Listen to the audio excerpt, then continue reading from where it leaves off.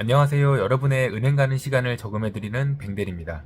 오늘의 영상은 기존의 전세대출을 이용하고 계신 분들 중에 대출 사용 도중이나 혹은 연장 시점에 이사를 가셔야 하는 분들은 꼭 알고 계셔야 하는 내용에 대해 설명드리겠습니다. 영업점에 오는 대부분의 전화가 바로 이 부분에 대한 내용인데요. 신규 상담이 아닌 중간에 변경하셔야 하는 부분이라 세부적인 내용들을 헷갈려 하시는 분들이 꽤 많은 것 같습니다. 본인이 지금 전세대출을 이미 사용 중인데 목적물을 변경할 예정이신 분들이 있다면 오늘 저의 영상이 많은 도움이 되실 거라고 생각합니다. 그럼 지금부터 뱅대리가 전세대출 사용 중에 목적물 변경을 하는 것에 대한 궁금증을 풀어드리도록 하겠습니다. 먼저 전세대출을 사용하시는 분들이 이사를 계획하는 경우에는 가장 먼저 본인이 어떤 전세대출의 상품을 사용하고 있는지를 파악하셔야 합니다. 사용하고 있는 전세대출 상품에 따라서 목적물 변경에 대한 업무 처리 절차가 다르기 때문인데요. 먼저 본인이 사용하고 있는 전세대출이 어떤 금융기관의 보증서를 담보로 받은 것인지 확인하셔야 합니다. 이건 인터넷 뱅킹이나 스마트 뱅킹으로 본인의 대출 계좌 조회를 하면서 파악할 수 있고, 만약에 그렇게 찾기 어렵다고 하신다면 직접 취급하신 영업점에 확인이 가능합니다. 전세대출 보증서는 주택금융공사, 주택도시보증공사, 서울보증보험 이렇게 세 곳의 기관에서 취급을 하고 있습니다. 그리고 이 기관들은 각자 다른 지침을 가지고 있기 때문에 그 적용되는 업무 처리 방식도 전부 다르다고 생각하시면 되겠습니다. 가장 심플하게 서울보증보험부터 말씀을 드리자면 이 보증서로 전세대출을 받으시는 분들의 경우는 목적물 변경이 불가합니다. 이분들의 경우는 새로운 목적물로 신규 재취급이 원칙이기 때문에 이사를 가시면서 처음 신규 때와 동일하게 모든 서류를 준비하셔야만 은행의 사전 상담을 받으시고 가능합니다. 두 번째는 주택금융공사 보증서의 경우입니다. 대부분의 전세대출을 받으시는 분들의 경우 여기에 포함이 되는데요. 이 경우는 다른 보증서의 기준보다 매우 간대합니다. 특별한 예외사항이 아니고는 이사를 가는 데 있어서 대부분 문제가 되지 않습니다. 다만 몇 가지 주의할 점은 있는데요. 다음과 같은 사항을 신경 쓰셔야겠습니다. 첫째, 건축물 관리대장을 통해 위법 건축물 여부를 확인하셔야 합니다. 두 번째, 등기부 등본을 통해 압류 등이 없는지 확인하고 권리관계를 확인해야 됩니다. 세 번째, 집 가격 대비 근저당권이 설정되어 있는 금액이나 임차보증금이 지나치게 높지는 않은지 확인해야 합니다. 네 번째, 임대인이 법인이어도 가능하지만 부동산 임대업을 영위하고 있어야만 합니다. 가장 많이 놓치는 부분만 제가 4가지를 나열했지만 이것 말고도 케이스에 따라 진행이 불가능한 경우도 있으니 만일 이사를 계획 중이시라면 새로운 계약서를 작성하기 전에 이사 가려는 목적물의 정보를 가지고 사전 상담을 받아보시는 게 좋습니다. 특히 집의 종류에 따라서 주택가격을 책정하는 방법이 모두 다르고 인정되는 비율도 다르기 때문에 이 부분은 혼자서 결정을 하기보다는 꼭 은행에 확인을 하고 진행하시는 게 좋습니다. 버팀목 대출을 사용하시는 분들의 경우 이 부분의 대출 연장에는 문제없이 지나갈 수 있지만 추후에 문제가 되었을 시에는 본인의 보증금을 지키지 못할 수도 있기 때문에 적어도 전세금 반환보증보험이 가입 가능한 집을 찾아보시기를 저는 도의적인 차원에서 권유드립니다.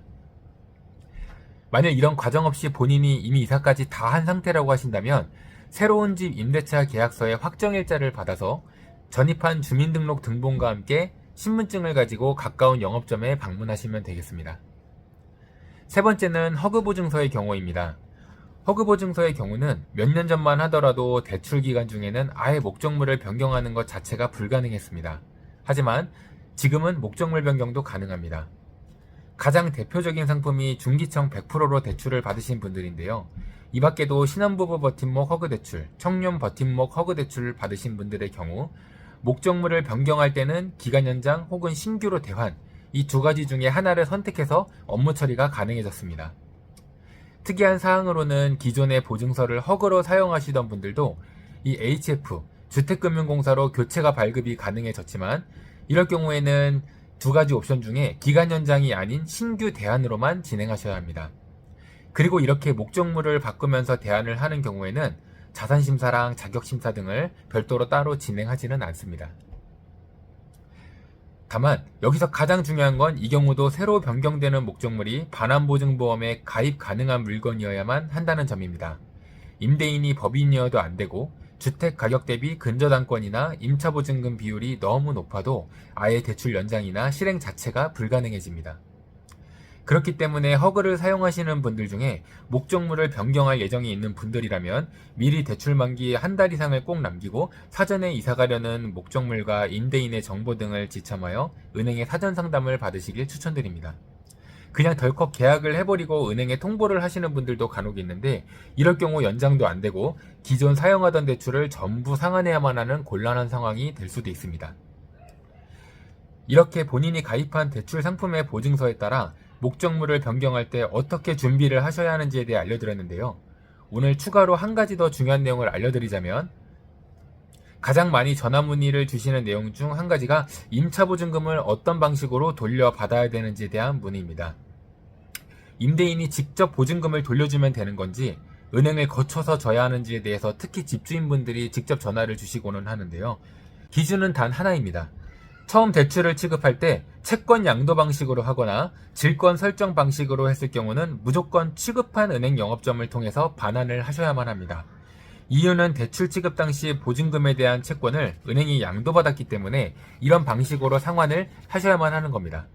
보통은 본인이 어떤 방식으로 진행을 했는지에 대해서 아는 분이 많이 없으시기 때문에 간단하게 정리하자면 허그 안심대출 혹은 서울보증보험으로 하신 분들은 무조건 은행을 통해서 보증금을 받아야 한다고 생각하시면 됩니다.